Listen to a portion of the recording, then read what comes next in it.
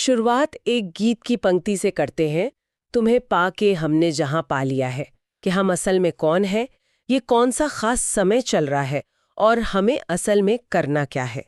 ठीक है, तो चलिए इस पहेली को सुलझाना शुरू करते हैं। बिल्कुल। और इस स्रोत की सबसे खास बात है इसका लहजा।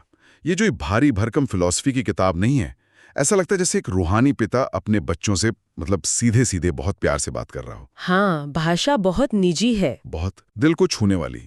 ये कोई सिद्धांत नहीं बता रहा, बल्कि एक रास्ता दिखा रहा है। सही कहा। और आते ही ये एक बहुत बड़ा दावा करता है। स्रोत में एक सवाल उठाया गया है कि हमारे मन में इतने सवाल क्यों उठते हैं। मैं कौन हूँ? मेरे साथ ही ऐसा क्यों होता है? हाँ, आगे क्या होगा? और जवाब हैरान करने वाला है। कहा गया है कि इन सब की जड़ सिर्फ एक गलत फहमी है, देह अभिमान। ये एक बहुत बहुत गहरा मनोवैज्ञानिक इंसाइट है। देह अभिमान मतलब खुद को ये शरीर मान लेना। अच्छा। इस नजरिए के हिसाब से जिस पल हम सोचते हैं मैं ये शरीर हूं, उसी पल एक असुरक्षा पैदा होती है। शरीर तो नाशवान है, सीमित है, और इसी असुरक्षा से पैदा होता है शक। और जहां शक आया वहां सवालों की लाइन लग जाती है। बिल्कुल। ये तो दिमाग का एक जाल है। एक शक दूसरे शक को पैदा करता है और हम उसी में फंसकर रह जाते हैं। एक मिनट, तो क्या इसका मतलब ये है कि हमारी सारी उलझनें, हमारी चिंताएं, सारे आध्यात्मिक सवाल, इन सब की जड़ बस ये एक छोटी सी गलत पहचान है? हाँ, ये तो बहुत बड़ा दावा है। इसका मतलब तो ये हुआ कि अगर हम अपनी पहचान को लेकर अपना नजरिया बदल दें तो हमारे सवाल ही खत्म हो जाएंगे। बिल्कुल। यही इस स्रोत का केंद्रीय तर्क है। ये कहता है कि सवालों के जंगल में भटकने के बजाय जड़ पर काम करो। और इसीलिए वो निवारण भी बहुत सीधा साधा देता है। कोई मुश्किल योग या तपस्या नहीं। तो क्या है वो निवारण? स्रोत उसे एक धंधा कहता है, एक काम। एक काम? एक लाइन में, पतित से पावन बनो और बनाओ। पतित से पावन? हाँ, यानी जो अपवित्र हो गए हो उससे फिर से पवित्र बनो और दूसरों को भी ये रास्ता दिखाओ। स्रोत का तर्क है कि जब कोई इस एक मिशन पर अपनी सारी एनर्जी लगा देता है तो बाकी सारे सवाल बेकार लगने लगते हैं। जब मंजिल साफ दिखती है तो रास्ते का कंफ्यूजन अपने आप खत्म हो जाता है। लेकिन ये पतित से पावन बनो वाली बात सुनने में तो बहुत आदर्शवादी लगती है। क्या स्रोत ये बताता है कि असल जिंदगी में इसे कोई कैसे करे? सिर्फ सोचने से तो कोई पवित्र नहीं बन जाता। बहुत अच्छा सवाल है, और यहीं पर इस फिलॉसफी की अगली परत खुलती है। ये सिर्फ एक नैतिक आदेश नहीं है कि अच्छे बनो, ये एक पूरी प्रक्रिया है, और उस प्रक्रिया के लिए एक खास समय और एक खास तरीका बताया गया है। अच्छा। ये कोई ऐसी चीज नहीं है जो हवा में करनी है। ठीक है, तो अगर देह अभिमान ही समस्या है और पवित्र बनना ही समाधान है, तो सवाल उठता है ये करने का सबसे अच्छा समय कब है? क्या ये कभी भी किया जा सकता है? और यहीं पर स्रोत संगम युग का एक बहुत ही खास आइडिया सामने रखता है। ये कहता है कि हम इतिहास के एक बहुत ही अनोखे मोड़ पर हैं। इस समय को संगम युग कहा गया है। संगम युग? हाँ, यानी जहां एक दुनिया खत्म हो रही है और दूसरी शुरू हो रही है। ये उन दोनों का संगम है, और इसे पूरे 5000 साल के चक्र का सर्वोत्तम कल्याणकारी और सुहावना समय बताया गया है। वाह! तो ये कोई प्रलय या दुनिया के अंत का डरावना समय नहीं है, बल्कि एक अपग्रेड का समय है। पूरी इंसानियत का एक साथ उत्तम बनने का दौर। ये तो दुनिया के अंत की कहानियों से बिल्कुल अलग नजरिया है। बिल्कुल, इसीलिए इसे पुरुषोत्तम युग भी कहा गया है। यानी वो युग जिसमें मनुष्य, पुरुष और नारी उत्तम बनते हैं। अब यहाँ सतो प्रधान और तमो प्रधान जैसे शब्दों का इस्तेमाल होता है, जो शायद कुछ श्रोताओं के लिए नए हों। हाँ, इसे थोड़ा आसान करते हैं। क्या मतलब है इन शब्दों का? इसे ऐसे सोचिए कि आत्मा एक रिचार्जेबल बैटरी की तरह है।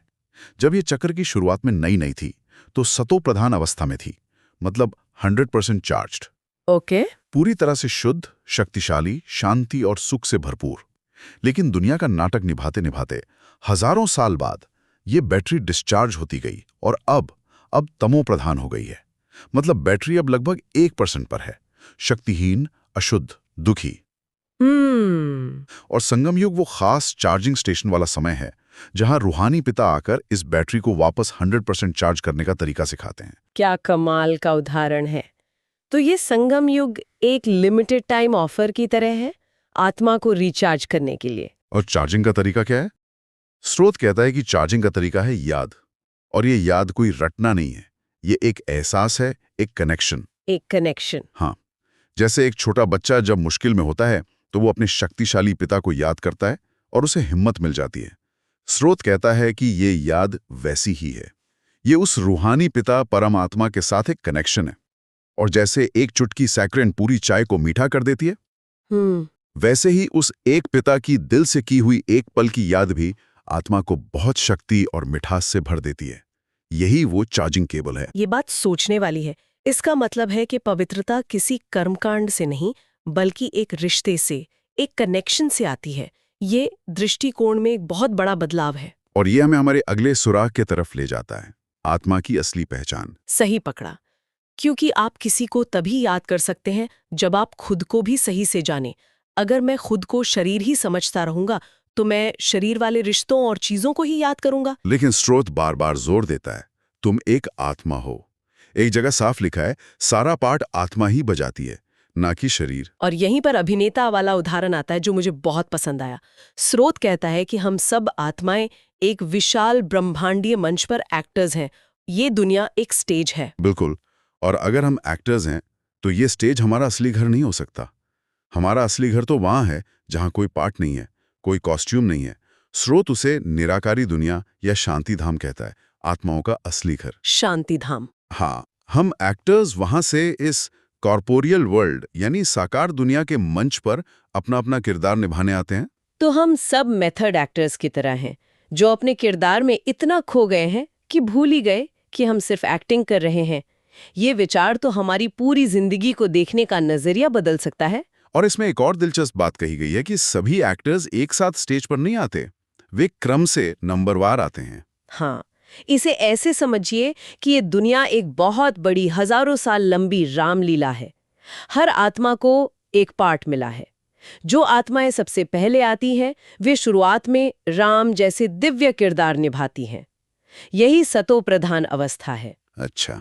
लेकिन जैसे जैसे नाटक आगे बढ़ता है और जन्म मरण के चक्र में वे अपना पाठ दोहराते जाते हैं, उनकी शक्ति कम होती जाती है और नाटक के अंत तक आते आते वही आत्माएं रावण जैसे किरदार निभाने लगती हैं। यही तमो प्रधान अवस्था है। ये गिरावट उनके किरदार का ही एक हिस्सा है। यानी हम सब एक्टर्स की तरह हैं जो फिल्म की शुरुआत में तो बड़े हीरो थे, लेकिन क्लाइमैक्स आते आते विलन जैसे हो गए हैं। और अब संगम युग में डायरेक्टर खुद स्टेज पर आकर कह रहे हैं, कट, चलो फिर से हीरो बनो। आपने बिल्कुल सही समझा। अपवित्र बनना कोई पाप या सजा नहीं, बल्कि इस पूर्व निर्धारित नाटक का एक स्वाभाविक हिस्सा है। और फिर से पवित्र बनना उस नाटक का सबसे जरूरी और विजयी मोड़ है। और स्रोत ये भी साफ करता है कि जो डायरेक्टर है यानी रूहानी बाप, वो खुद इस जन्म मरण के खेल में नहीं आता। अच्छा, वो एक्टर नहीं है? नहीं, वो तो बस इस नाटक के सबसे महत्वपूर्ण मोड़ पर यानी संगम युग में आकर हमें हमारा भूला हुआ पाठ याद दिलाने आते हैं। ये बहुत गहरा विचार है। अगर डायरेक्टर खुद स्टेज पर आकर हमें याद दिला रहा हो तो ये अनुभव सिर्फ स्क्रिप्ट या मुरली पढ़ने से तो बहुत अलग होगा। क्या स्रोत इस बारे में कुछ कहता है? हाँ, और ये एक बहुत ही महत्वपूर्ण हिस्सा है। स्रोत सीधे सुनने और सिर्फ पढ़ने के बीच के फर्क पर बहुत जोर देता है। एक लाइन है, अभी समझते हो, सम्मुख सुनने और दूर रहकर सुनने में बहुत फर्क है। यहाँ मधुबन में होने के अनुभव को खास बताया गया है, जिसे इस ज्ञान का मुख्य केंद्र माना जाता है। इतना मजा मुरली पढ़ने से नहीं आता, यहाँ सम्मुख होना। ये लाइन तो अनुभव की तीव्रता को दिखाती है। तो ये सिर्फ जानकारी लेना नहीं है, बल्कि एक माहौल में, एक ऊर्जा में डूब जाना है। बिल्कुल, ये जानकारी और परिवर्तन के बीच का अंतर है। आप दुनिया की सबसे अच्छी केक की रेसिपी पढ़ सकते हैं और आपको सारी जानकारी मिल जाएगी, लेकिन जब तक आप उसे चखते नहीं, आपको उसका मजा नहीं मिल सकता। हाँ, उसका आनंद नहीं मिल सकता। स्रोत कहता है कि रूहानी बाप के सम्मुख होने का अनुभव उस केक और चखने जैसा है। वो सिर्फ ज्ञान नहीं देते, बल्कि अपनी मौजूदगी से, अपनी ऊर्जा से आत्माओं को बदलते हैं। ये एक प्रत्यक्ष हस्तांतरण है जो सिर्फ पढ़ने या दूर से सुनने से पूरी तरह महसूस नहीं हो सकता। यह पारंपरिक गुरु शिष्य परंपरा की भी याद दिलाता है, जहाँ गुरु की उपस्थिति को ही सबसे बड़ा ज्ञान माना जाता था। यहाँ उस विचार को एक ब्रह्मांडीय स्तर पर ले जाया गया है। सही है। ये पढ़ने और महसूस करने के बीच का अंतर है। एक है बौद्धिक समझ और दूसरा है रूहानी अनुभव। और इस स्रोत के अनुसार संगम युग में ये रूहानी अनुभव सीधे तौर पर उपलब्ध है। ठीक है, तो चलिए अब इन सारे सुरागों को जोड़ते हैं। इस सब का क्या मतलब निकलता है? हमने एक पहेली से शुरुआत की थी। हमने देखा कि पहेली की जड़ है देह अभिमान, मतलब खुद को शरीर समझना, जिससे सवालों का जाल पैदा होता है। और उसका हल है एक ही धंधे पर ध्यान लगाना, पतित से पावन बनना। फिर हमने जाना कि ये करने का एक खास समय है जिसे संगम युग कहते हैं।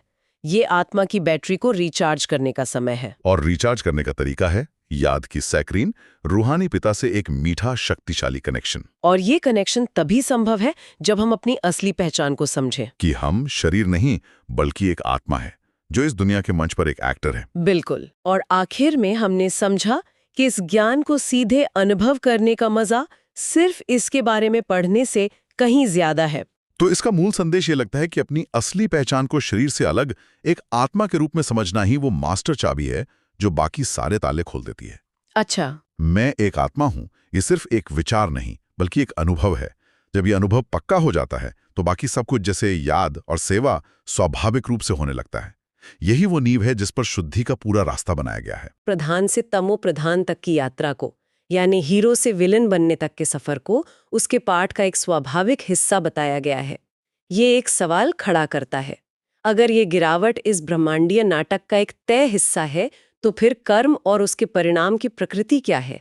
एक आत्मा के लिए ऐसा पाठ बजाने का क्या मतलब है जो अनिवार्य रूप से उसे अशुद्धता की ओर ले ही जाता है और फिर उसे शुद्ध होने के लिए मेहनत करनी पड़ती है?